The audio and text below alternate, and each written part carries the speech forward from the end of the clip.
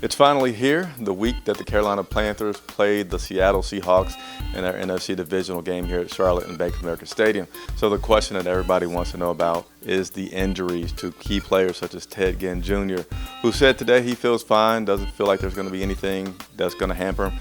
Coach Ron Rivera said they had to take some precautions with him because he's a speed guy and his legs are what was part of his injury, but they've done a pretty good job with that over the past 2 weeks. He feels good about him. Jonathan Stewart was questioned about how he's feeling right now, and Jonathan Stewart said that he felt fine. He feels like the rest is pretty good. He's actually excited that he has fresh legs for the playoffs. When Coach Rivera was asked about Jonathan's health, he mentioned that there's not going to be any restrictions at all, whether it's 10 carries they need, 30 carries they need. They don't feel like they have to be cautious with Jonathan at all. Kurt Coleman is also a person that practiced fully today, so we don't have any concerns on that area. The only injury that we have is the slimmest injury report that I've seen all season was that Fozzie Whitaker is still out, did not practice with his high ankle sprain. So in terms of the practice today, one thing that I liked that I saw today was this secondary group has really thrived on last year being kind of like the no-name guys. Now they're making a name for themselves, call it Thieves Avenue. I put a picture up on Facebook and Instagram for you guys for that.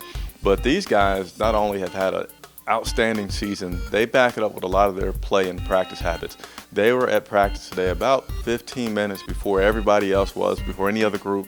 The whole group was out there catching balls, practicing getting those interceptions and turnovers. So I like to see that. The other thing I touch on is the vibe in the locker room. I'm always asked about that. Glad to bring that to you guys. The vibe today was pretty business-like. It wasn't as happy-go-lucky. It wasn't sad, I mind you, but it was very business-like. And I asked a few of the guys about doing some interviews this week because I like to get them in here. All of them were very polite and saying, nah, not this week. We got to get this win this week, and then we could do it next week. And it just seems like there's extra attention paid to these guys, and we had a week off. Let's make sure that we're really focused this week. Come out, play a strong game in front of this team. What's his name? I'm losing the name. Offensive tackle told me that for these guys, the motivation this week is they don't want the season to end on a bad note. They want it to end with the Super Bowl. So everybody's really focused. I'm going to be in the locker room every day for the rest of the week, bringing you guys updates from this team. So if you have not done so already, please subscribe to our YouTube channel.